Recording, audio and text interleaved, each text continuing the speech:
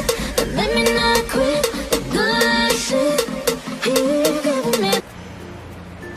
Hello guys and welcome back to my channel. This is Crystal, and if you're new here, please subscribe because I upload different kinds of video about health, fitness, challenges, recipes, at kung ano-ano pa guys. So, kung interested kayo dyan, mag-subscribe na kayo. And then, for today, we are filming or I will be sharing with you what I eat in a day for 2019. So, yung mga plan na ginawa, kung hindi naman plan, pero usually yung mga food choices ko for 2019 is yung mga nutrient-dense na mga pagkain. Ito yung mga pagkain na full of vitamins and minerals na makukuha mo na agad sa mga kakainin mo. So, sabi nga nila, diba, let your food be your medicine. So, iyon yung aking target for 2019, ang maging healthy and to prevent different kinds of diseases. So, these are the few food that I eat usually on a usual day.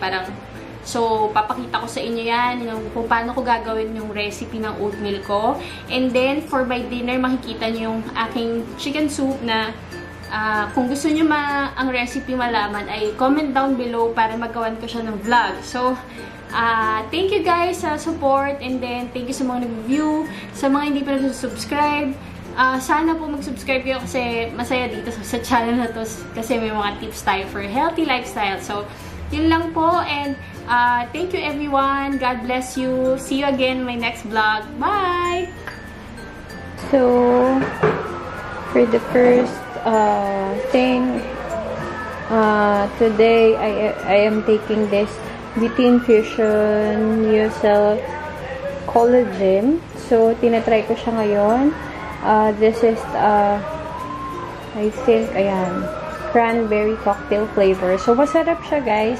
So, uminom ako ng 1 scoop nito para sa collagen, collagen dose ko for today.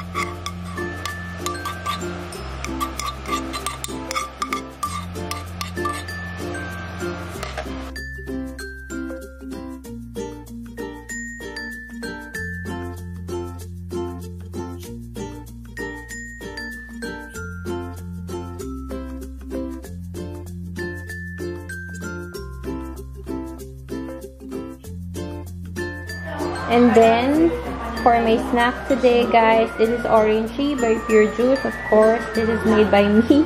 And then, here are the ingredients: grapefruit, orange, carrots, apple, coconut water, mint, leaves, and celery. So, for today, hindi ako naglalagay na ng coconut water. Just, I replaced it with cucumber na lang. So, better din siya for the skin and, for hydration din siya. Yun lang.